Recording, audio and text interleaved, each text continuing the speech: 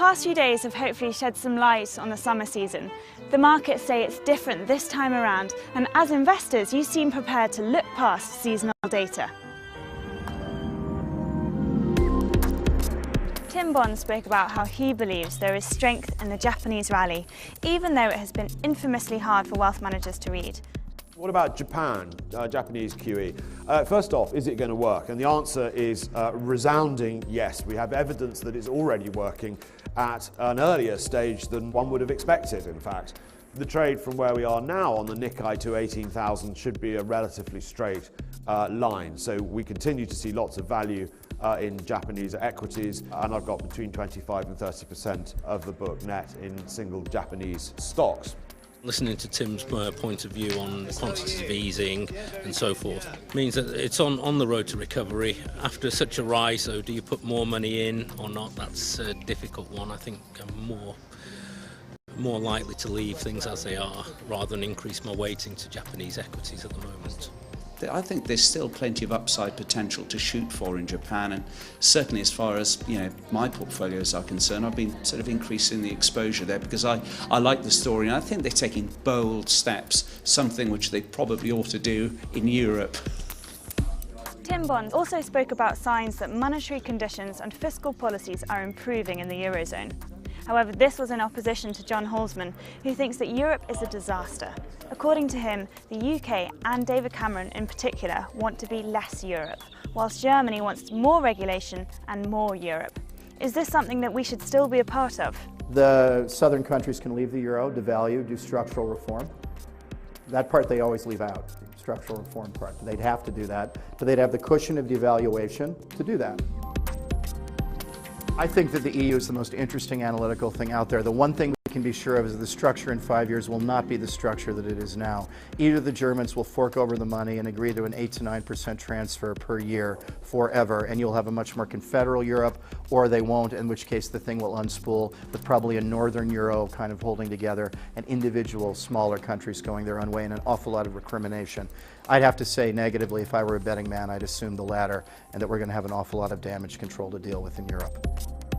I think that the core of self-interest within Central Europe, and I'm really talking about Germany, France and the UK, Spain and Italy sort of clinging on in there as well, is that Europe should continue as a cohesive whole, and that the euro should survive this whole crisis in one shape or form. We're seeing Prime Minister Cameron having to go over to Brussels frequently to fight for rebates or fight legislation. So I think if right now, for British people given the choice, I think British voters would want to come out of the EU.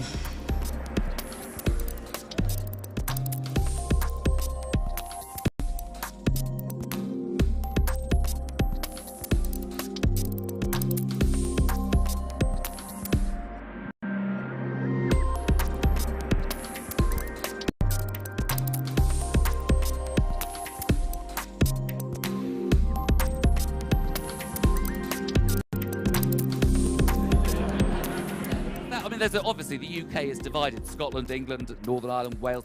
Within England, there is a North-South divide, is there not? Do we have any Northerners here? Yeah? Do you believe in the North-South divide? I do. I think we should build a wall, make it official, don't you? Obviously, you can build it. Well, pay for it. Through all of this, we've been looking at how to mediate risk in portfolios against the seasonality and against the political and economic environments.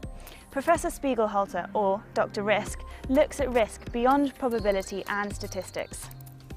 What's very interesting, of course, is that you see the uncertainty about the past coming in, and why, why we can't, believe all this stuff about double dip, triple dip stuff, and why that might get revised, because we don't even know what happened in the past. We don't know what's happening at the moment, and we certainly don't know what's going to happen in the future. So, for example, that was the projections made in 2007. This outer band contains 90%, this is 80%, etc. So these show a fan of certainty. 5% is unallocated outside. It's supposed to be an encouragement to resilience, to the 1 in 20 chance that something unexpected might happen. I think it's a very bad graphic because it doesn't make that clear at all. And if they'd made it a bit clearer in 2007, maybe they might have been more prepared for what actually happened, which is that.